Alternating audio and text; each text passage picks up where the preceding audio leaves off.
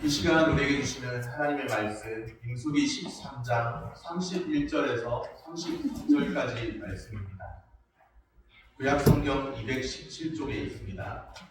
그와 함께 올라갔던 사람들은 이르되 우리는 능히 올라가서 그 백성을 치지 못하리라. 그들은 우리보다 강하니라 하고 이스라엘 자손 앞에서 그 정탐한 땅을 악평하여 이르되 우리가 두루 다니며 정탐한 땅은 그 거주민을 삼키는 땅이요 거기서 온 모든 백성은 신장이 장대한 자들이며 거기서 네필림 후손이 아낙 자손의 거인들을 보았다니 우리는 스스로 보기에도 메뚜기 같으니 그들이 보기에도 그와 같았을 것이니라.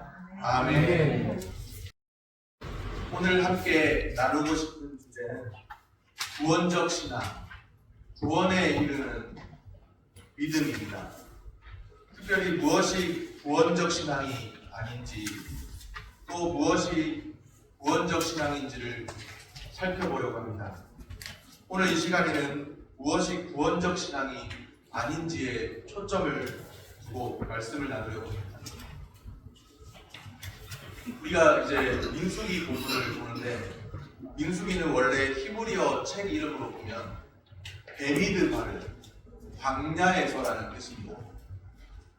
광야에서, 참 의미심장한 표현이죠. 이스라엘의 광야 여정이 어떻게 시작되었는지 잘 아시죠?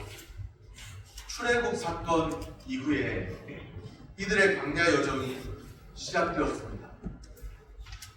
광야 여정의 기록, 민수기에 흐르고 있는 세 경락과 같은 지점이 있습니다. 세 곳의 경락과 같은 지점이 있다는 거죠. 민수기 어디냐면 시내산과 가데스 바네아와 모압 평지입니다. 민수기를 읽어가면서 시내산, 가데스 바네아, 모압 평지를 기억해야 합니다. 홍해를 가르고 나가서 이스라엘은 어디에 도착했죠? 시내산에 도착했습니다. 거기 시내산에서 무엇을 받느냐? 하나님의 법을, 하나님의 백성들이 하나님의 법을 받습니다. 지금 보고 있는, 우리가 오늘 보는 민수기에서는 더욱 이동해서 가데스 바네아라는 곳에 와 있습니다. 민수기 13장 26절에 보니 바란 광야 가데스라는 곳에 도착했습니다. 민수기는 이곳에서 벌어진 일을 구체적으로 기록해 두고 있습니다. 바란 광야 가데스, 이곳에서 벌어진 일을 구체적으로 기록해 뒀습니다. 지금 이들의 광야 여정은 어디를 목적지로 해서 가고 있는 것이냐 하면 약속의 땅, 가나안을 향해서 가고 있습니다. 가나안 땅에 도착하기 전에 그 땅, 가나안 땅을 정탐하기로 했습니다. 과연 그 땅은, 가나안 땅을 정탐하고 정복해야 되는데 과연 그 땅은 살만한 땅인지, 살기 어려운 그런 땅인지 알고 싶었죠. 이스라엘 12지파의 지휘관 중에서 한 명씩, 12지파니까 한 명씩 차출해서 불러내면 모두 12명을 보내서 그 땅을 정탐하겠습니다. 지휘관급으로 해서 12명을 그 땅을 정탐하겠습니다. 그 정탐꾼들의 보고를 받는 곳이 바란 광야 가데스입니다. 각자 40일 동안 그 땅을 정탐하고 돌아오기로 했습니다. 그런데 돌아온 정탐꾼들의 보고가 서로 엇갈립니다. 약속의 땅에 대해 처음 출발할 때는 품었던 기대가 있고 희망이 있었는데 그 기대와 희망이 다 사라진 것 같습니다. 대부분 정탐꾼의 보고가 실망스럽습니다. 12명의 정탐꾼이 가서 가나안 땅을 정탐했는데 대부분의 정탐꾼의 보고가 실망스럽습니다. 승리의 보고서를 올려드렸더라면 참 좋았을 텐데 승리의 보고서가 아니라는 것이죠. 인생이라는 광야 여정을 걷는 우리의 삶은 어떤가요? 어쩌면 승리의 보고서와는 거리가 있는 것일지도 모르겠습니다. 순간순간 넘어집니다. 아파하고 실패하고 낙담하기도 합니다. 정탐꾼들이 어떻게 보고했는지를 한번 잘 들어보시길 바랍니다. 민수기 13장 33절 말씀입니다.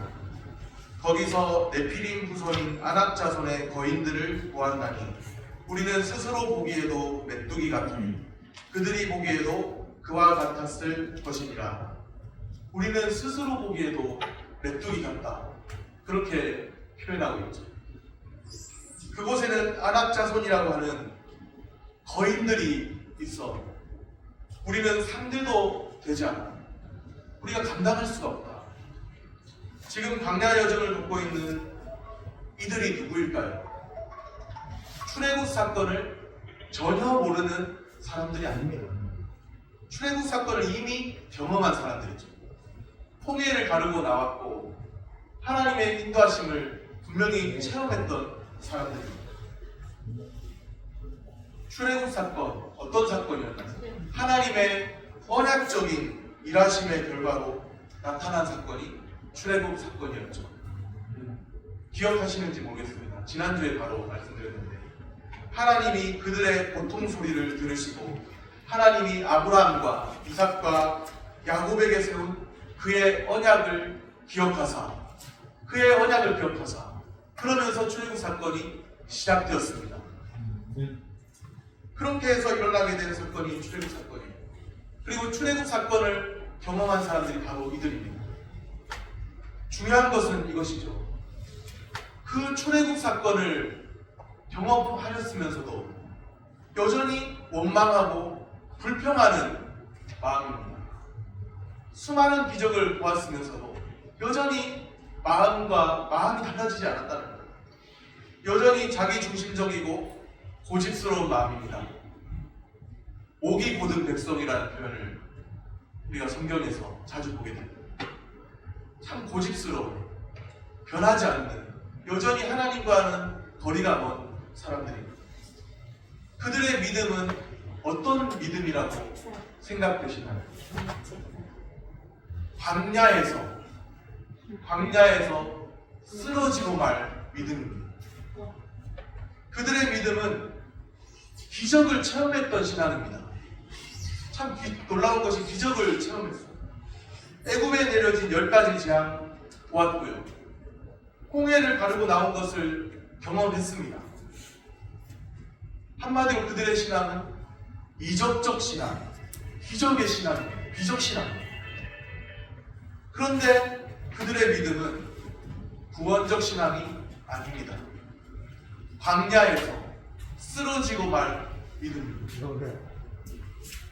하나님께서 그들에게 말씀하세요. 민수기 14장 한 장만 넘겨서 28절, 29절에 보면 이렇게 말씀합니다. 그들에게 이르기를 여호와의 말씀에 내 삶을 두고 맹세하노라.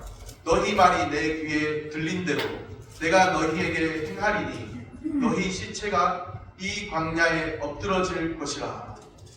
이 광야에 엎드러질 것이라. 분명히 민수기 14장 28절, 29절에 보면 광야에 엎드러질 것이라고 말씀하고 있습니다. 또 한 번 확인해 보시기 바랍니다. 민수기 14장 32절, 33절 말씀입니다. 너희의 시체는 이 광야에 엎드러질 것이요 너희의 자녀들은 너희 반역한 죄를 지고 너희의 시체가 광야에서 소멸되기까지 40년을 광야에서 방황하는 자가 되리라. 이 광야에 너희의 시체는 이 광야에 엎드러질 것이요 분명하게 말씀합니다. 출애굽 사건을 경험했고 홍해를 가르고 나왔는데 많은 이적을 체험하고 기적을 체험했는데 그들은 광야에 엎드러지고 말 사람들이라고 분명하게 하나님께서 말씀하십니다. 아하, 참 놀랍죠. 그들은 기적을 체험했습니다. 이적적 신앙은 될 수도 있어요.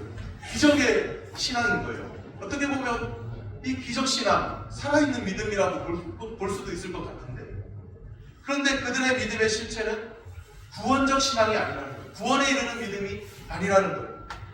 광야에서 쓰러지고 말 믿음입니다. 구원적 신앙은 광야에서 쓰러지고 말 믿음이 아닙니다. 깨닫는 은혜가 있기를 바랍니다. 오늘 우리에게 있는 믿음의 실체는 무엇일까요? 오늘 우리에게 있는 믿음은 구원적 신앙으로, 구원에 이르는 믿음으로 드러나게 되기를 소원합니다. 대략 40년이라는 긴 세월을 광야에서 방황하며 살아야 했죠. 그들에게는 하나님 백성의 정체성이 없습니다. 오히려 그들은 스스로 뭐라고 말하느냐 하면 스스로 메뚜기라고, 메뚜기 같다고 말합니다. 우리는 스스로 보기에도 메뚜기 같은, 스스로 보기에도 메뚜기 같답니다. 혹시 우리 중에도 그런 분 계세요? 나는 스스로 보기에도 메뚜기다. 작고 보잘것없고 누군가 밟으면 밟혀 죽을 것만 같아요. 형편없는 존재랍니다. 하나님의 백성이 그런 사람들인가요? 아니잖아요. 그들의 정체성은 메뚜기 정체성입니다. 그들의 정체는 메뚜기 같은 사람들입니다. 이렇게 메뚜기 정체성을 가지고 사는 사람들입니다. 그러다가 어떤 결말을 그들이 맺게 될까요? 그들이 맺게 될 결말이 무엇인지 아세요? 메뚜기 정체성을 가지고 사는 사람들, 그들이 맺게 될 결말, 먹다 죽는 인생입니다. 먹다 죽는 인생. 광야 40년을 방황하면서 먹다 죽는 인생으로 끝나고 마는 사람들입니다. 가나안 땅을 정탐하고 나서 해야 할 일이 있었습니다. 가나안 땅을 뭐 해야 돼요? 정탐하고 나면 정복해야 되죠. 정탐하고 나서 정복해야 했습니다. 어떻게 정복하느냐? 하나님 나라 백성에게는 사명이 있죠. 아브라함을 부르시면서 하나님이 그리시는 큰 그림이 있죠. 한 사람, 아브라함 한 사람을 부르셨지만 열방을 향한 축복의 통로로 살도록 부르셨습니다. 열방을 주님께로 돌아오게 하는 사명을 주셨습니다. 아브라함 한 사람으로 시작됐지만 열방을 향한 하나님의 큰 그림이 있다는 거예요. 이 사명을 위해 부르심을 받았습니다. 가나안 땅에서도 무엇을 해야 될까요? 그 가나안 땅에서 하나님의 하나님 되심을 나타내어야 하지 않겠습니까? 지금이 바로 그 순간입니다. 가나안을 정복해야 될 시점이 임박했습니다. 가나안 땅에 사는 이들에게 그들이 섬기는 신이 참된 신이 아니고 그들은 헛된 우상을 섬기고 있을 뿐이고 우리 주 하나님이 유일하신 참 하나님이시며 하나님의 하나님 되심을 선포해야 될 순간이 바로 이 순간이라는 것이죠. 그런데 그 사명을 포기하기로 했습니다. 아낙 자손들, 거대한 장대한 그 자손들 보면서 우리는 상대가 되지 않는다고, 감당하지 못한다. 그 사명을 포기할 마음을 벌써 먹은 거예요. 사명을 감당하지 않는 인생의 결말이 있습니다. 광야 40년의 긴 세월을 먹다 죽는 인생으로 끝을 맺습니다. 참 비참하다고 생각되지 않으세요? 출애굽에서 겨우겨우 애굽 이집트에서 나왔는데, 노예 생활하던 곳에서 나왔는데, 그리고 광야길을 지나서 조금만 더 있으면 약속의 땅을 정복할 그 시점에 와 있는데, 그런데 약속의 땅에 들어가지도 못하고 광야 40년간을 방황하다가 먹다 죽는 인생으로 끝을 맺는 안타까운 인생입니다. 무슨 인생으로 끝을 맺는다고요? 먹다 죽는 인생. 참 비참하죠. 왜 사냐고 그냥 살지요. 그냥 살고 목적도 없고 방향성도 없고 하나님 나라 백성이라는 정체성도 없고 그냥 사는 거예요. 왜 사냐고 그냥 웃지요. 그냥 살지요. 그냥 그렇게 사는 거예요. 아니, 그럴 수가 있나요? 그럴 수가 있습니까? 이들은 출애굽한 하나님의 백성, 언약 백성이 아닌가요? 하나님의 백성이 아닌가요? 그런데 하나님의 백성도, 언약 백성도 그냥 그렇게 비참한 운명으로 끝을 맺을 수가 있나요? 잘 이해되지 않습니다. 언약 백성도 먹다 죽는 인생으로 끝을 맺을 수가 있나요? 하나님이 시작한 구원 계획인데 아니 이렇게 끝을 맺을 허무하게 끝을 맺을 수가 있단 말인가요? 이런 반론이 충분히 가능하지 않아요. 그런데 이때 개혁신학자들의 용어를 빌리면 언약 백성인데 언약의 두 측면이 있습니다. 언약의 두 측면. 언약의 외적인 측면과 내적인 측면이 있습니다. 카이퍼라는 신학자의 말을 빌리면 그들은 실제로 언약 관계 안에 있지만 필연적으로 언약에 참여하는 자들은 아닙니다. 또 바비크라는 신학자의 말을 빌리면 그들은 언약 안에 있지만 언약에 속한 것은 아닙니다. 로마서 2장 28절 29절에 표면적 유대인이 아니요 또 이면적 유대인이라고 하는 말씀을 봅니다. 그 말씀과 어느 정도 일맥상통하는 말입니다. 이 말씀을 오늘 우리에게 적용하면 어떻게 될까요? 표면적 유대인도 있고 이면적 유대인도 있는데 제도적 교회 안에 있어도 먹다 죽는 인생이 될 수 있습니다. 제도적 교회 안에 있어도 지금 눈에 보이는 이 교회당 안에 있어도 물론 진정한 성경적인 교회는 그런 게 아니지만 눈에 보이는 이 교회당 안에 있어도 먹다 죽는 인생이 될 수 있다는 말입니다. 구원적 신앙으로 살면 먹다 죽는 인생으로 끝날 수가 없습니다. 그렇게 될 수가 없습니다.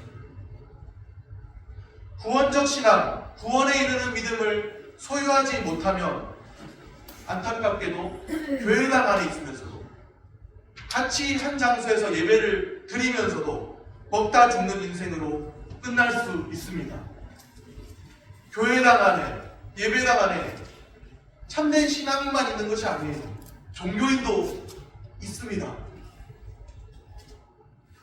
하나님 백성으로서의 정체성과 사명이 있는데 그 정체성과 사명을 잊어버린 사람들이 있습니다. 영적으로 그냥 무감각하게 사는 사람들이 있죠. 제도교회 안에는 눈에 보이는 유형교회, 특별히 제도교회 안에는 소위 유사 그리스도인이 있습니다. 형식적 신자가 있다는 거예요. Almost Christian is not Christian. 거의 그리스도인이 되었다고 보이는 그 사람이 있을지라도 거의 그리스도인은 그리스도인이 아닙니다. 거의 그리스도인 같아 보여도 전혀 그리스도인이 아닌 거예요. 진짜 신자가 되지 않는 이상은 그런 거예요. 물론 우리가 함부로 단정 지을 수가 없죠. 누구는 형식적 신자, 누구는 진짜 신자, 누구는 알고, 누구는 바라지. 이렇게 함부로 우리가 판단해서는 안 됩니다. 판단해서도 안 되고 판단할 수도 없고. 그러나 분명 교회당 안에 형식적 신자도 있기 마련입니다. 형식적 신자가 존재합니다. 생명에 이르는 회개에 대해서 알지 못하는 사람, 구원에 이르는 믿음에 대해 알지 못하는 사람들이 있다는 사실입니다. 참 안타까운 사실입니다. 오늘 광야의 이스라엘이 출애굽 사건을 경험했으면서도 먹다 죽는 인생으로 끝을 맺는 것처럼 그 자녀들이 들어가고 여호수아 갈렙은 나중에 들어가게 되는데 그 대부분은 광야에서 다 죽잖아요. 광야의 이스라엘이 먹다 죽는 인생으로 끝을 맺는 것처럼 구원에 이르는 믿음을 소유하지 못한 사람도 있다는 안타까운 사실이죠. 오늘 우리는 생명에 이르는 회개를 알게 되기를 소원합니다. 구원에 이르는 믿음을 알게 되기를 소원합니다. 하나님 백성의 정체성과 사명을 가지고 살아가는 주의 백성들 다 되시기를 소원합니다. 오늘도 주의 말씀을 들으면서 그 말씀 앞에서 우리의 믿음을 구원에 이르는 믿음인지를 다시 한 번 더 점검해 보시기를 바랍니다. 말씀을 정리합니다. 오늘 우리는 메뚜기 정체성을 가지고 살아야 할 사람들이 아닙니다. 광야에서 쓰러지고 말 믿음으로 끝나서는 안 됩니다. 먹다 죽는 인생으로 끝맺지 않기를 바랍니다. 하나님 백성으로서의 정체성과 사명을 회복하는 은혜가 우리에게 있기를 소원합니다. 기도하겠습니다.